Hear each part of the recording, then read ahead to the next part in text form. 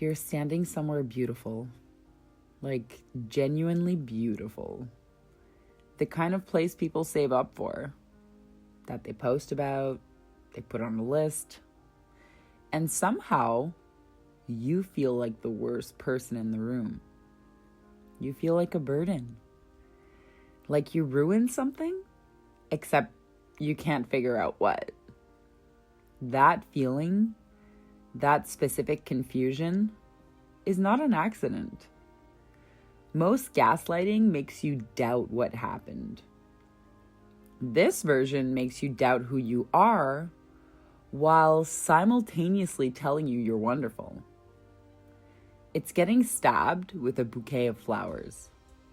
The bouquet is real, so is the blade. And the reason it's so hard to fight is that part of it actually feels like love. If you can't see this pattern for what it is, you'll spend years chasing the version of them that showed up when the scenery changed. The warm one, the grateful one, the one who made it all feel worth it. That version exists. It just only shows up when it's useful to them. I want to show you exactly what this looked like from the inside for me. Because once you see that play they're running, they can't use it on you anymore. The Costa Rica story. The trip was supposed to be for my birthday. He kept pushing the date back. Always a reason, always something that sounded logical in the moment, but never quite added up. By the time we got there, I was already grateful we'd gone at all, which, looking back, was exactly where he wanted me.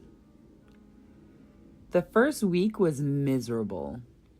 Not dramatically blow up miserable, just a slow grinding miserable.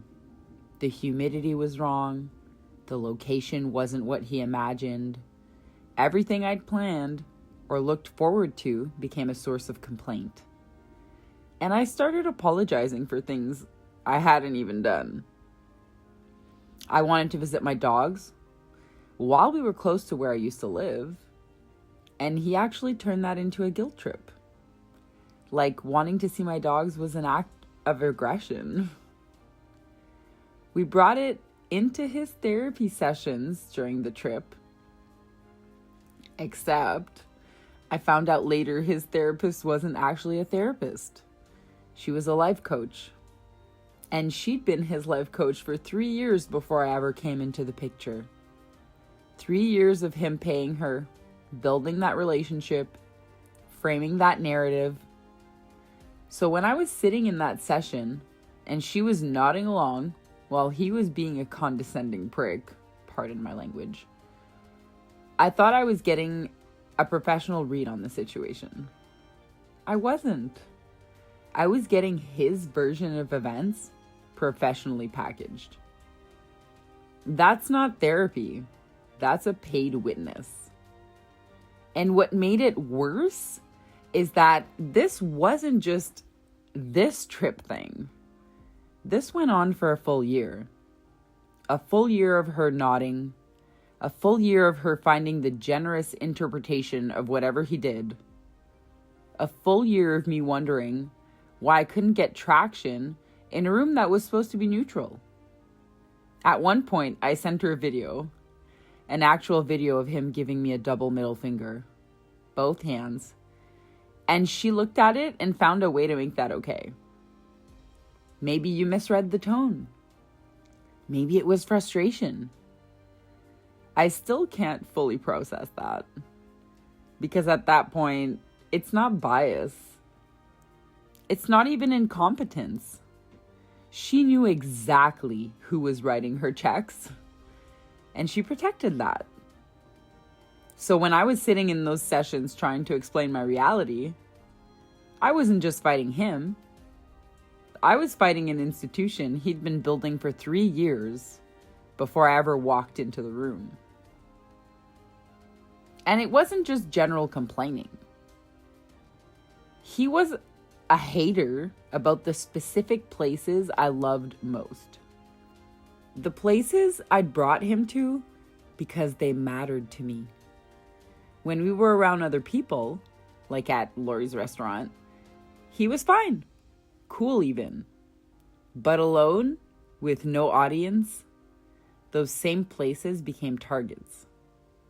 Like loving something before he arrived was something I needed to answer for. Then we got to Manuel Antonio, and his whole body changed. Manuel Antonio, I love you. Suddenly grateful, present, warm. Like the previous week was a dream or a nightmare, only I remembered. A place I hadn't chosen. A place that was his discovery. And suddenly, he could feel things again. The day before the park, we took surf lessons. My balance had been off for a while with the MS, the altitude, the stress, all of it showing up in my body in ways I couldn't hide. I fell trying to get up on the board, went right into the water in front of everyone. And of course, he was right there, supportive, encouraging, hands out, big smile, saying all the right things, the most attentive partner you'd ever seen. Everyone watching got a great show. The next day, alone in the jungle, he walked off and left me on a bench. That's the thing about this pattern. The kindness isn't random, and it isn't real in the way you want it to be. It has an audience. In front of the surf instructor and the other students, he was exactly who he needed people to think he was. The moment the witness disappeared, so did he. We went to the national park. My legs weren't cooperating that day, which he knew, because MS isn't something you can hide when you're walking through jungle terrain for hours. So I asked if I could sit on a bench for a few minutes while he went ahead to check out a beach he'd spotted. He said, "Yeah, 5 minutes, I'll come right back." 5 minutes went by, then 10, then 15. At some point, I stopped waiting and walked up to find him. And there was no beach, just a path that kept going, and a lookout, and no sign of him. I stood there alone in the middle of the jungle, wondering if I was overreacting by noticing that he'd just left me there. About 20 minutes after he'd walked off, he came back, nonchalant, big smirk, like nothing had happened, because to him, nothing had. I didn't get an apology for the misery. I got charm. And somehow, the charm made me wonder if I'd imagined the misery. That's not a coincidence.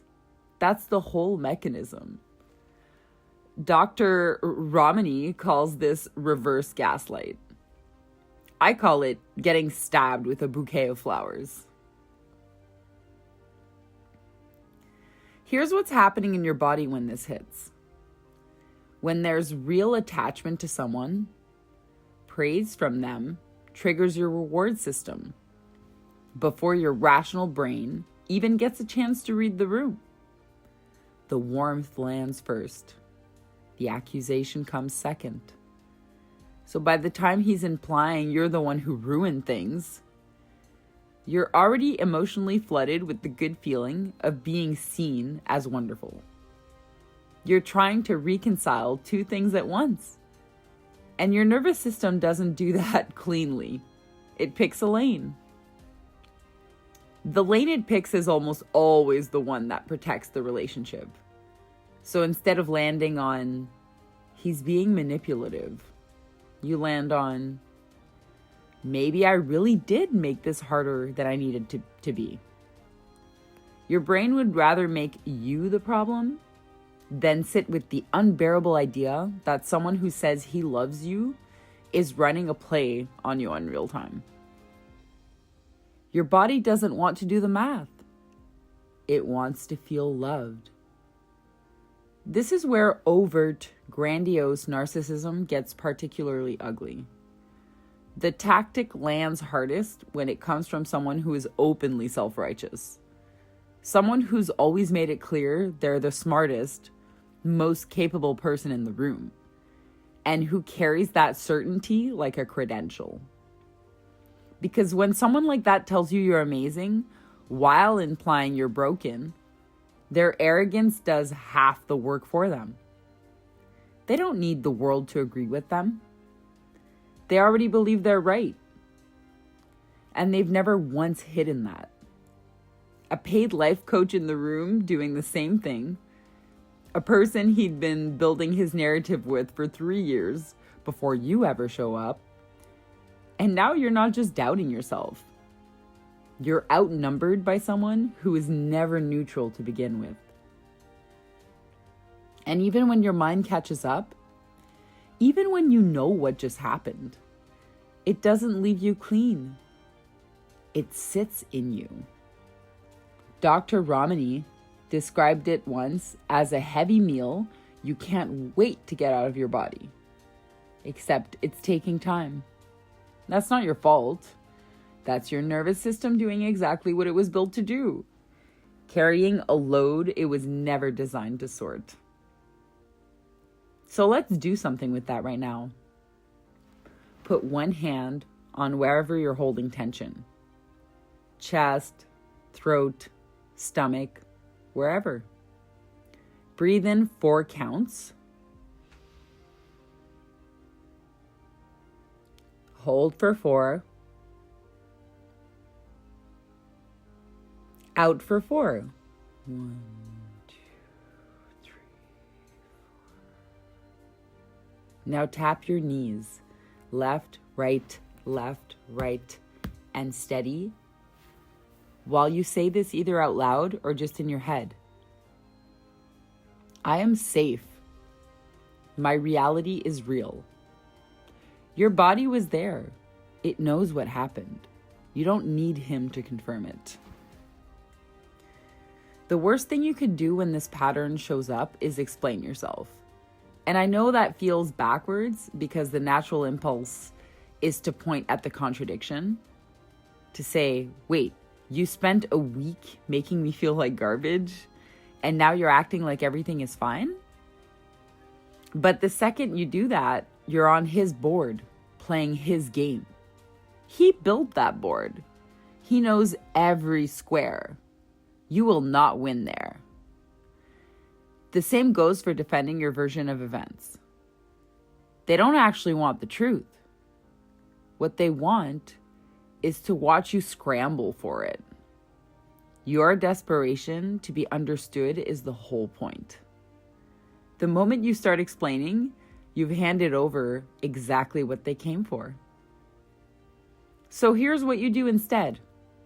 Okay, that's it. Flat, calm, no heat behind it. Not cold in a pointed way, just neutral. Like he told you it might rain later. Okay. And then you stop. You don't add a but. You don't soften it. You don't explain why you're being quiet. You just stop. They need your emotion to run the play. Without it, there's no play. This is gray rock. Flat responses. No emotional data. No updates on what's going on inside you. No explaining why you seem distant. You become the least interesting person they've ever tried to manipulate. And they'll move on because there's genuinely nothing there to feed on. This isn't about punishing them. It's about starving the loop. When they push a boundary, you say, I can't continue this conversation. And you stop there. That's the full sentence. The moment you attach a because, you've handed them the map to your triggers. They don't need a reason. They need a wall. After any interaction that leaves you spinning, come back to the bilateral tapping. Left, right, on your knees. And while you're doing it, name out loud what just happened. not to process it emotionally, just to name it. He praised me and then implied I was the problem. Say the thing plainly. This is the entry point to what EMDR does clinically. It helps your nervous system file the experience rather than keep replaying it on a loop at 2 a.m. No contact isn't a dramatic exit. It's not a statement. It's what happens naturally when you consistently stop feeding the loop. A slow withdrawal of your energy, your reactions, your explanations, your availability, until there's genuinely nothing left for them to return to. You don't announce it. You just become someone that they can't use anymore. And about the praise, a compliment from someone who distorts reality is just another distortion. You don't have to receive it. You don't have to reject it either. You don't have to let it land. Let it pass through like weather. It was never really about you anyway. The reverse gaslight only works when you don't have a name for it. Now you do. Next time you get a message or a moment that mixes praise with accusation, write the two things down separately on paper. Not together, apart. Look at them with distance between them. Your body will tell you which one is true. It always does. You just need to stop letting his version of you drown it out. Say this out loud with me. I am safe. My reality is real. If this video named something you've been living with, comment the word bouquet below.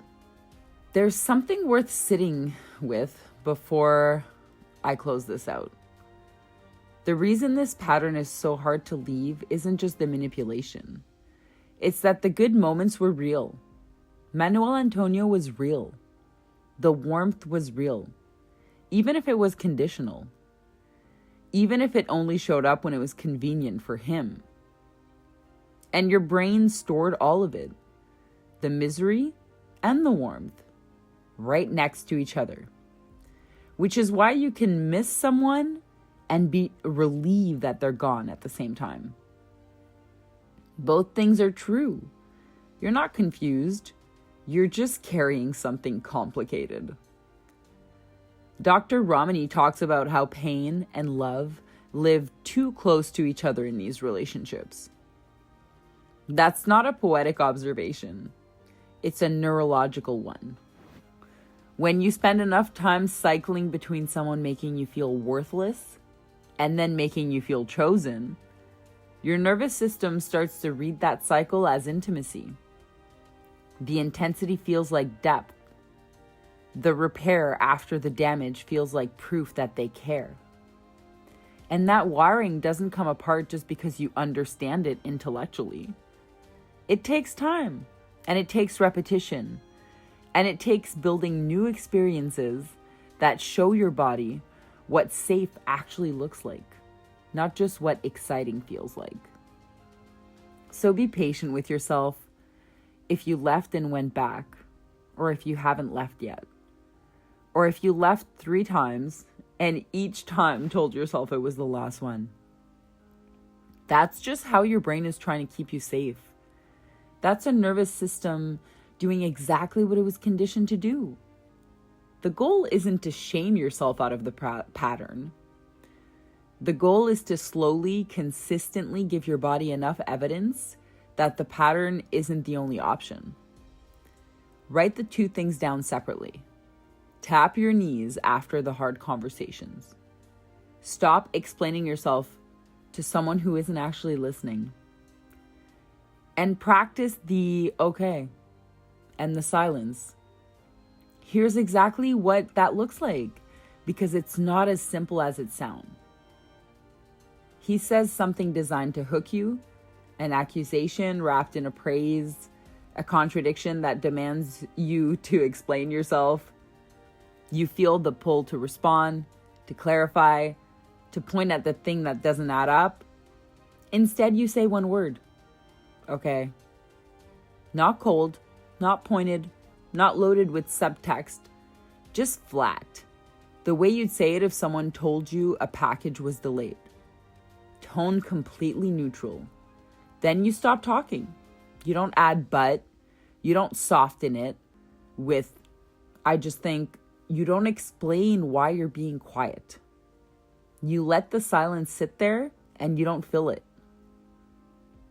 Your body's gonna want to move, fidget, look away, laugh nervously, say something to cut the tension. Don't. Stay still. Keep your face calm. The stillness is a part of it because a lot of your emotional data leaks through your body before a word comes out. And he's been reading that data for years. You're not performing coldness. You're just not handing anything over. Now, the thing nobody wants to warn you about, when you do this, it'll get worse before it gets better. He'll push harder.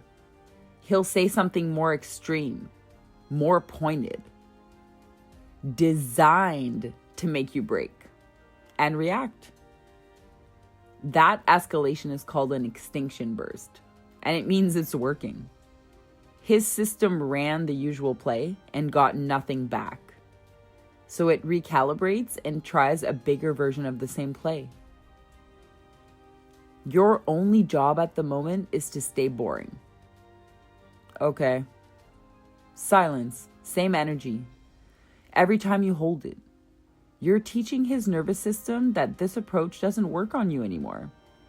It takes repetition, but it doesn't take a confrontation. It doesn't take an explanation. It doesn't take him understanding or agreeing. It just takes you consistently handing nothing over. These aren't big dramatic moves. They're just small, consistent withdrawals of your energy from a place that was never filling you back up. You don't need him to admit what he did for it to be real. You were there. Your body was there. That's enough. So remember, always be kind, be strong, and be true.